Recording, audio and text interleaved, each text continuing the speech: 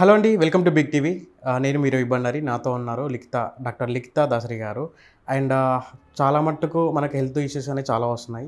And health issues topics పైన మనతో మనకి సొల్యూషన్స్ అండ్ ట్రీట్మెంట్స్ ఎలా ఉండాలనేది మనకు క్లియర్‌గా చెప్పడానికి మేడం ఉన్నారు. సో, మేడంని అడిగి తెలుసుకుందాం.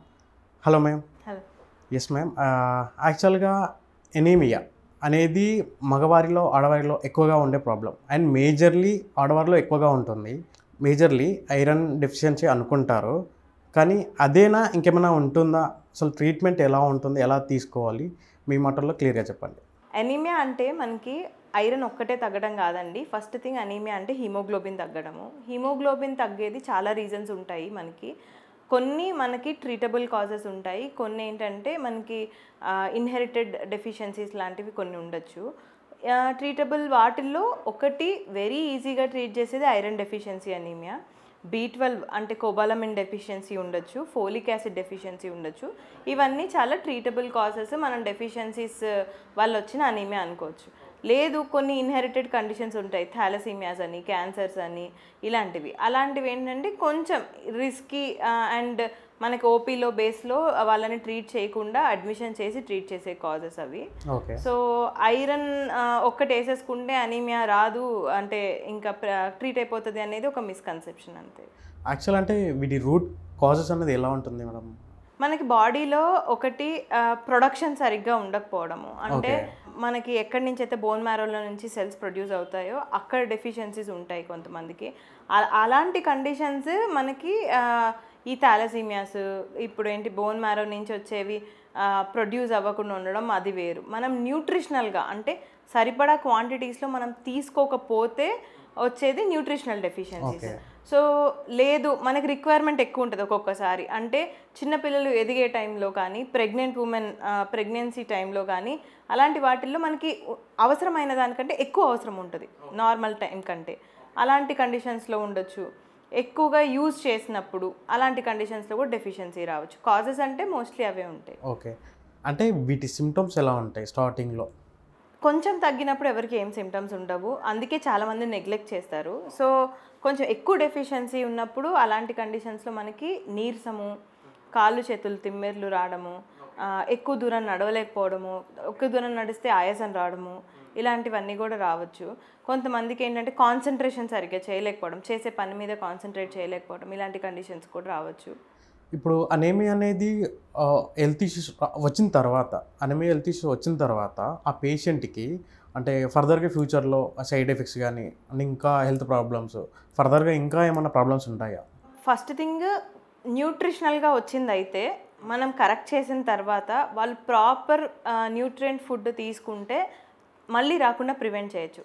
లేదు మేము ఇంతే తింటాము, మా వల్ల కాదు అని అంటే రిపీటెడ్గా న్యూట్రిషనల్ డెఫిషియన్సీనే వచ్చే ఛాన్స్ చాలా ఎక్కువ ఉంటుంది. సో, ఏదైనా ఇంటేక్‌లో కొంచెం జాగ్రత్తగా ఉండాలంటారు.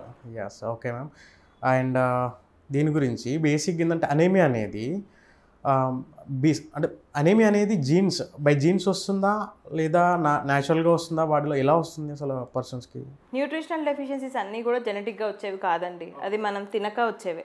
ఓకే. సో అవి జెనెటిక్గా వచ్చింది అని అంటే అది కొంచెం మ్యాలిగ్నెంట్ కండిషన్స్, లేదంటే జెనెటిక్ డిఫెక్ట్స్ కొన్ని ఉంటాయి. అంటే ఫ్యామిలీలో ఏదైనా జెనెటిక్ డిఫెక్ట్స్ ఉన్నవి అవి జీన్స్లో రావచ్చు. కానీ న్యూట్రిషనల్గా మనం తినకుండా తెచ్చుకున్నది మాత్రం అది జెనెటిక్స్ కాదు. ఓకే. సో, దీనికి ట్రీట్మెంట్ ఎలా ఉంటుంది? ఎలా తీసుకోవాలి? బాగా ఎక్కువ డెఫిషియన్సీ ఉంది, అనీమియా అంటే హిమోగ్లోబిన్ <6 ఉంది అని అంటే కనుక ఖచ్చితంగా బ్లడ్ ఎక్కించుకోవాల్సి ఉంటుంది. బ్లడ్ ఈ చేంజ్ మధ్య చాలా మందికి ఒక మిస్కన్సెప్షన్ ఏంటంటే ఎవరిదో బ్లడ్ ఎక్కిస్తారు, మేము ఎందుకు ఎక్కించుకోవాలి అనేది క్వశ్చన్ చాలా మందికి ఉంటుంది. బట్ మీకు బ్లడ్ ఎక్కించే ముందు అవి చాలా టెస్ట్ చేసి అన్ని మ్యాచ్ అయితేనే ఎక్కిస్తారు. అవును. ఎగ్జాక్ట్. సో ఆ మిస్కన్సెప్షన్ వదిలేస్తే అది చాలా బెటర్గా ట్రీట్ చేయొచ్చు. అండ్ ఒకవేళ 6 దాకా లేదు, ఓకే 7, 8 అలా ఉంది హెచ్పి అని అంటే కనుక అప్పుడు మనం ఐరన్ ఇంజెక్షన్స్ కానీ అలాంటివి ఏమైనా ఎక్కించుకుంటే బెటర్ ఉంటుంది. ఓకే. లేదు అసలు 9 అబవ్ ఉంది మనకి అంటే ఓరల్గా టాబ్లెట్స్తో కరెక్ట్ చేసుకుంటాం. అనీమియా అనేది హెల్త్ ఇష్యూస్ రావడానికి ఏజ్ డిఫరెన్స్ ఉంటుందా? చిన్న పిల్లలకు గానీ, పెద్దవాళ్ళకి గానీ లేకపోతే అందరిలో వస్తుందా? ఎవరికైనా వస్తుంది. ఓకే. యూజువల్గా ఏంటంటే చిన్న వయసు వాళ్ళకి తినక సరిగ్గా, అండ్ కొంతమందికి ఈ మనం చాక్ పీస్ తింటారు, ఇలాంటివి అంటూ ఉంటారు కదా చిన్నప్పుడు, అది కూడా అనీమియా వల్ల ఒక సిమ్టమే. ఓకే. సో బలపాలు తినడం, చాక్ పీసులు తినడం అనేది ఒక it's a part of anaemia symptoms. So అది కూడా రూల్ అవుట్ చేసుకోవాలి. అలాంటి అలవాటు ఉన్న వాళ్ళకి రక్తం ఎంత ఉంది ఇలాంటివన్నీ చెక్ చేసుకోవాలి. సో పేరెంట్స్ అయితే చిన్నపిల్లల విషయంలో ఇది జాగ్రత్తగా చూసుకోవాలి ఖచ్చితంగా. ఇది ఒక సిమ్టమ్ కాబట్టి చాలా జాగ్రత్తగా చూసుకోండి మీరు కూడా, ఆయన మేడం చెప్తున్నారు కాబట్టి. అండ్ ఇది పెద్దవాళ్ళలో ఎలా ఉంటుంది?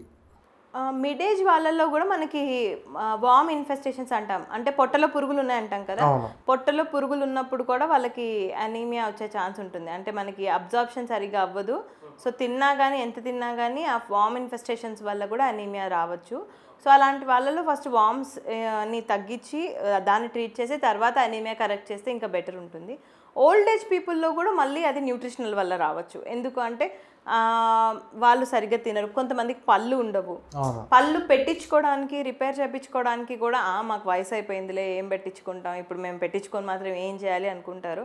బట్ వాళ్ళకి గనక ప్రాపర్ టీత్ హైజీన్ కానీ అలాంటిది మెయింటైన్ చేసుకుంటే ఆ ఏజ్లో కూడా వాళ్ళకి ప్రాపర్ న్యూట్రిషన్ వెళ్తుంది and they can stay healthy. Thank you ma'am, దీని గురించి చాలా క్లియర్గా చెప్పారు. సో చూసారు కదండి, డాక్టర్ లిఖితా దాసరి గారు మనకు హెల్త్ టాపిక్స్ పైన చాలా క్లియర్గా సొల్యూషన్ ట్రీట్మెంట్ అనేది ఎలా ఉంటుంది ఎలా అనేది. సో మీకు కూడా ఏమైనా డౌట్స్ ఉంటే కింద మేడం నెంబర్ స్క్రోల్ అవుతుంది, ఆ నెంబర్కి కాల్ చేసి కన్సల్ట్ అవ్వండి. Thank you so much. Hello అండి, నేను doctor Likhita Dasari, consultant general physician and diabetologist, doctor Likhita's general health clinic, Kondapur. For more videos like this, subscribe Big TV channel.